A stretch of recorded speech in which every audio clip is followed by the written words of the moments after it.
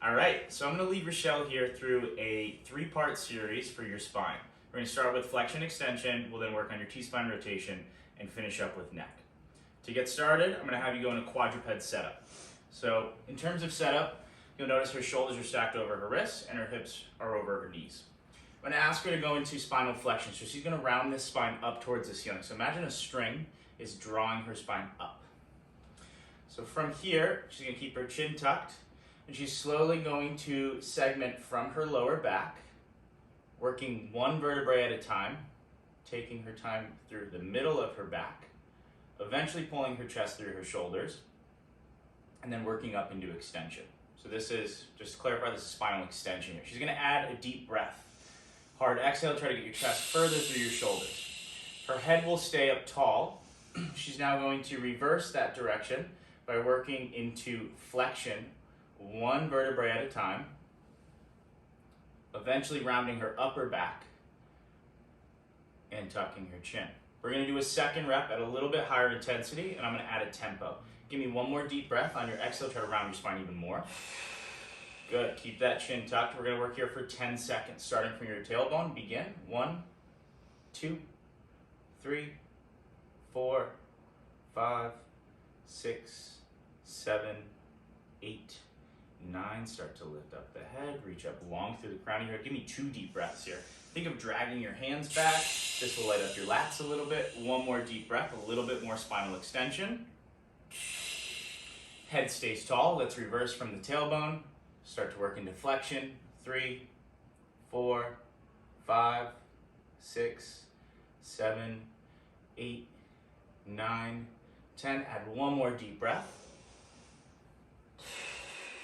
Good, and you can ease out of that. So that covers your flexion extension. That was our segmental cat-cow.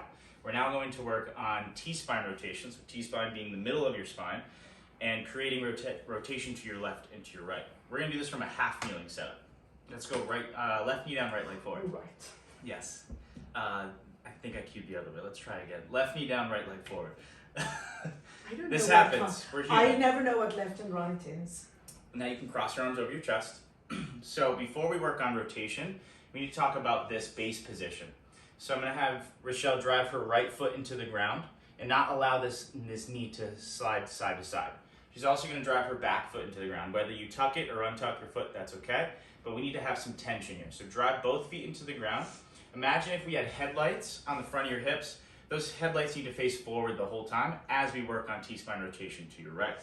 So when ready, I want you to drive into the ground. Give me a big inhale into your belly. On your exhale, I want you to rotate towards your right. Find your end range to your right. Make sure your eyesight and your head stay in line with your sternum. Give me one more breath. Again, notice she's not allowing her leg to move.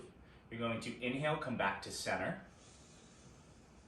Pause there. When ready, exhale, rotate right. Back the other way, back to your right. We're just working on rotation to your right. Add another deep breath here at your end range. Let's rotate back to center, and we'll do a third and final rep. Still create tension through the ground. Don't allow this front leg to move. Rotate right. Find your end range. Let's add another deep breath.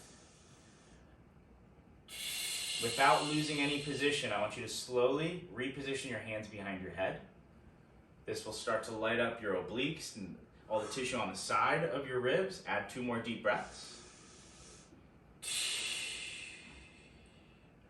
One more. Good, and ease out of that. So for the sake of time, we're only going to have her work on her right side. We're going to skip forward to our neck mobility. But for anyone doing this at home, we're going to want you to switch your setup and work on your T-spine rotation to your left. Nice, that was good. We can practice that. Okay, for your third and final part, we're going to work on your neck because we want to think this is still part of your spine. You can do this from a tall kneeling position or a collapsed kneeling position, your preference here. You can even do it standing. Either way, you need to do a good job of staying level through your shoulders and not allowing anything else to move other than that neck. I'm going to coach Rochelle here through the movement path. To start, create tight fists. We need some tension through your arms. Imagine we're holding a heavy weight. Rib cage is pulled in tight. You're going to start by tucking your chin down towards your sternum. From here, I'm going to have Rochelle rotate left to her left shoulder. She's going to look all the way at her left shoulder. From there, try to side bend over your left shoulder.